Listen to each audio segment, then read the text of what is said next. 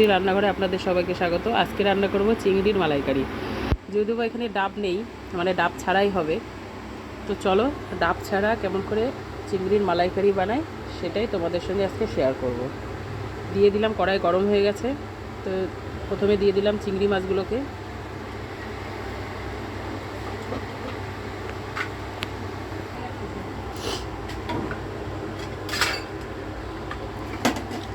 তেলটা গরম হয়ে গেছে, এখানে সর্ষের তেল দিয়েই করব। আর এই যে আজকে বাবা, যেহেতু পয়লা বৈশাখ কালকে গেছে, তো কালকে বাপের বাড়ি এসছে, এখানে মেলা হয়েছে, তো তার জন্য বাবা আজকে নিয়ে এসছে বড় বড় চিংড়ি। তা ভাবলাম চিংড়ির একটু মালাইকারি করি, নারকেল ছাড়াই। তো চলো, এখানে এই যে কাঠিগুলো ফুটিয়ে নিয়েছি, ভেতরে কাঠি দিয়ে এবার এগুলোকে ভাজা করে নেব চিংড়ি মাছগুলোকে।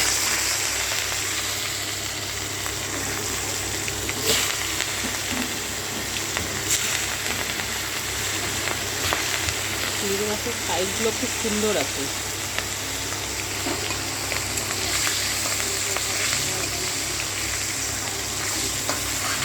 এখানে বেশি কড়া করে ভাজবো না, তাহলে মাছটা থোপা থোপা হয়ে যাবে। এখানে হালকা করে ভেজে নেব, যেহেতু তেলটা গরম হয়ে গেছে এই জন্য মাছটা হালকা করে ভেজে নিলাম। একটু নাড়াচাড়া দিয়েই তুলে নেব, তাহলে খেতে টেস্টি। এই যে ভাজা হয়ে গেছে।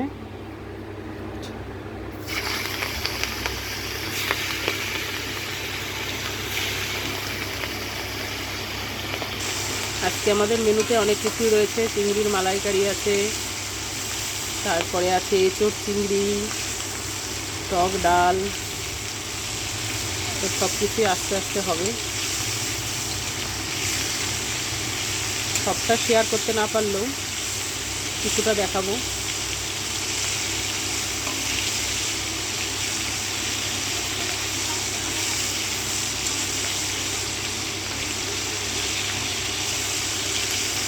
এটাও ভাজা হয়ে গেছে, এটাও তুলে নেব। এবার এগুলোকে রেখেছিলাম, কাঠি এর মধ্যে দিইনি, এগুলো এমনিই ছিল, এইগুলো ভাজা করে নেব।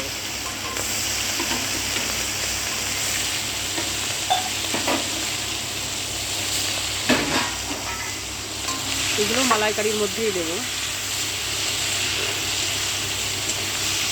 চিংড়িগুলো বেশি ভাজলে কী হবে, মাংসগুলো চিবা চিবা হয়ে যাবে, খেতে ভালো লাগবে না। হালকা করে ভেজে নিলে মাংসটা বেশ, চিংড়ির যে মাংসটা নরম নরম থাকবে, খেতেও টেস্ট লাগবে। এখানে আমি খোসাটা ছাড়াইনি, খোসাটা ছাড়ালে পরে ভালো লাগবে না, এই জন্য খোসা সমেতই রয়েছে।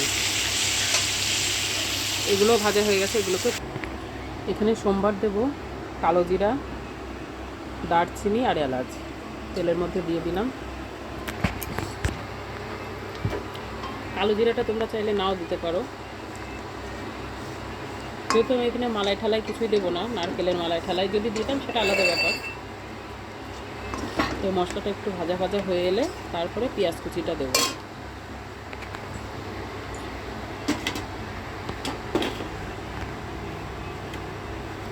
এবারে যে কেটে রাখা পেঁয়াজগুলো দিয়ে দেবো।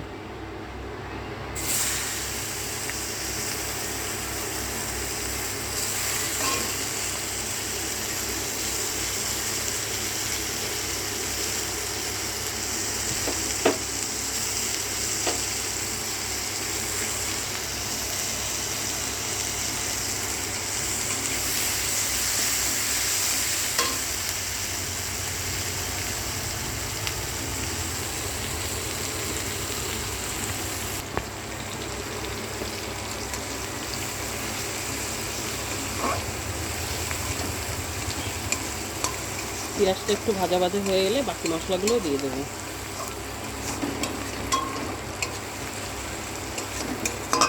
পেঁয়াজগুলো ঠিক এরমভাবেই কাটতে হবে, একদম ছোটো ছোটো কুচি কুচি করে কেটে নিতে হবে।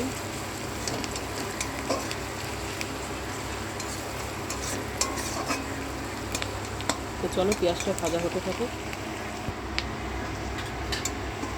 পেঁয়াজগুলো ভাজা হয়ে গেছে, এইবার তোমার বাকি মশলাগুলো দেব।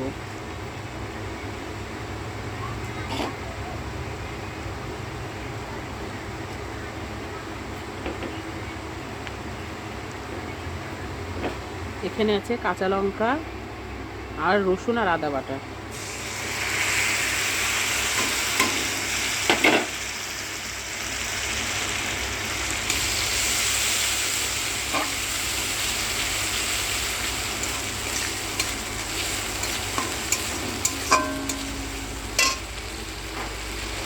গ্যাসের তাপটা আস্তে দিয়ে করতে হবে, মশলাটা যাতে না পড়ে যায়। থালা ধুয়ে সামান্য একটু জল দিয়ে দেবো।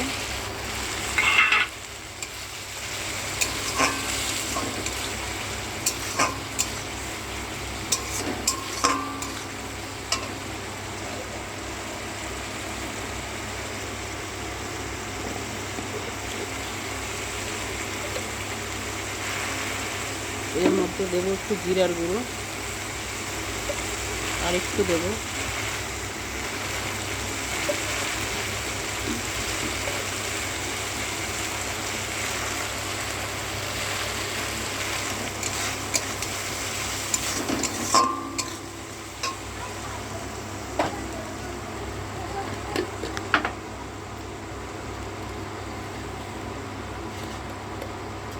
একটু হলুদ গুঁড়ো,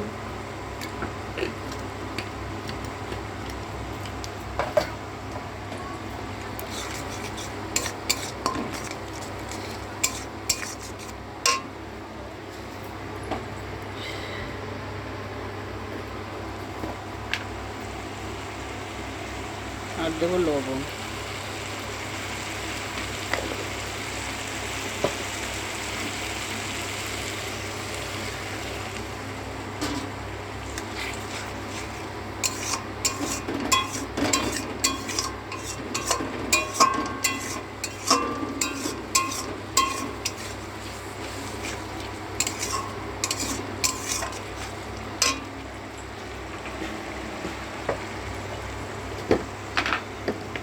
ভিডিওটা একটু বড় হবে, তোমরা স্কিপ না করে দেখো, ভালো লাগবে।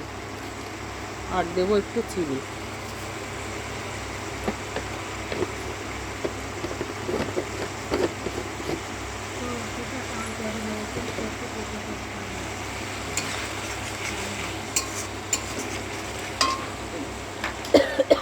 এবারে দেবো, এখানে আছে চালমগজ আর কাজু বাদাম বাটা।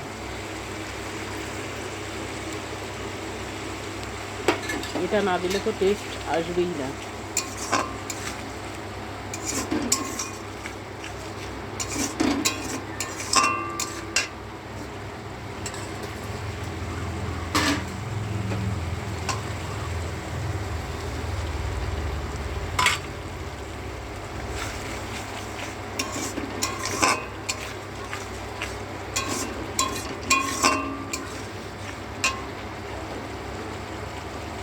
তারপরে টমেটো কুচি,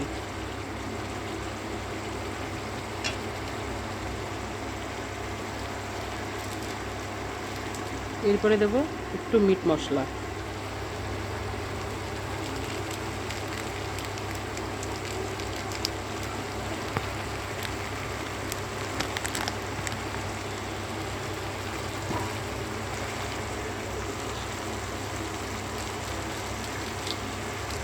আর দেবো একটু রং হওয়ার জন্য কাশ্মীরি লঙ্কার গুঁড়ো।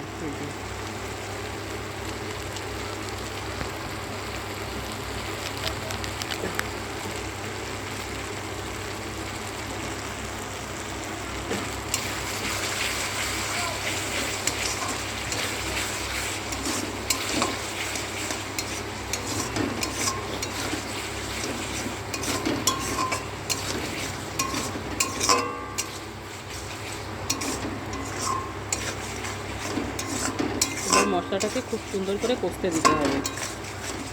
মশলাটা খুব সুন্দর কষে গেলে তারপরে একটু সামান্য জল দিয়ে চিংড়ি মাছগুলো দিয়ে দেবো। তো চলো মশলাটা কষা হতে থাকে। এই যে মশলাটা কষা হয়ে গেছে, এই দেখো, দেখতে পাচ্ছ কিনা জানি না, এই যে সাইড দিয়ে তেল বেরিয়েছে, দেখতে পাচ্ছ? এই যে এই জায়গাগুলো দিয়ে তেল বেরিয়েছে, তার মানে মশলাটা কষা হয়ে গেছে। যখনই মশলা থেকে তেলটা ছেড়ে দেবে তখনই বুঝতে হবে মশলাটা কষা হয়ে গেছে। প্রথমে কেমন জল জল একটা ভাব ছিল, টেনে গেছে। মশলা যত কষা হবে তত খাবারের স্বাদটাও বাড়বে, সেটা যে কোনো রান্নার ক্ষেত্রে। তো চলো এবার জল দিয়ে দেবো।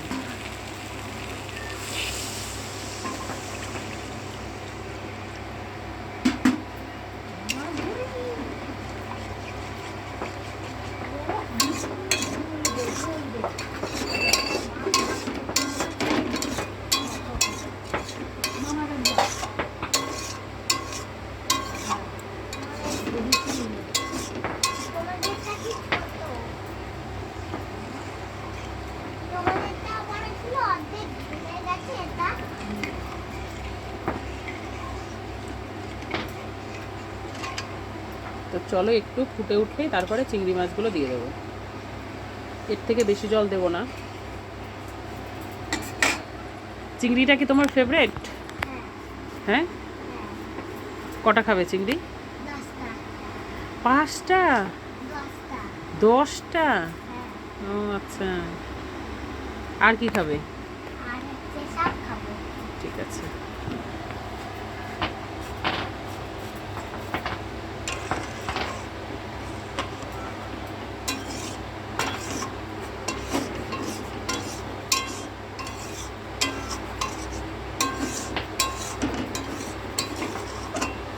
রংটাও কত সুন্দর হয়েছে। তো চলো এখানে এই যে ফোটা শুরু হয়ে গেছে, তো আমি এবার চিংড়ি মাছগুলোকে এই যে একবারেই দিয়ে দেবো।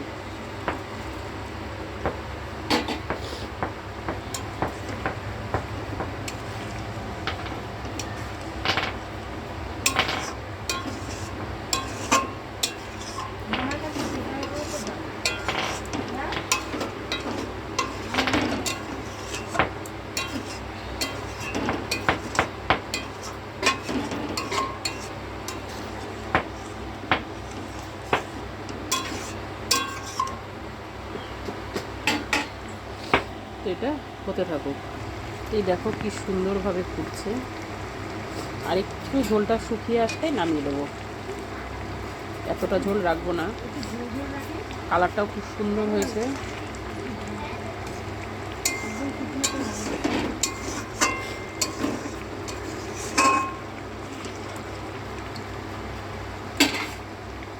তো আমার চিংড়ির মালাইকারি রেডি হয়ে গেছে। এবার নামিয়ে দেবো। এরকম ঝোল সমেতই নামাবো, কারণ ঠান্ডা হয়ে গেলে ঝোলটা আরেকটু টেনে নেবে। তো চলো নামিয়ে তোমাদের দেখাই। এই দেখো কত সুন্দর একটা কালার এসছে, দেখতেও কত সুন্দর হয়েছে। আর চিংড়ি মাছগুলো এই যে একদম গোটা গোটা রয়েছে, কেউ ভাঙেনি কিংবা নষ্ট হয়নি। তো যাই হোক, তোমাদের যদি এই রেসিপিটা ভালো লাগে লাইক করো, কমেন্ট করে জানিও। আর তোমরাও এরকম করে বাড়িতে ট্রাই করে দেখো, ভালো লাগবে। নারকেল ছাড়া মালাইকারি, এখানে নারকেল ছাড়াই করেছি আমি। দেখেছো কেমন কেমন করে করেছি। তো ভালো লাগলে লাইক করে দিও আর কমেন্ট করে জানিও। তোমরাও এরকম করে বাড়িতে ট্রাই করে দেখে আমাকে কমেন্ট করো কেমন লাগলো। ভালোই লাগবে। বাই।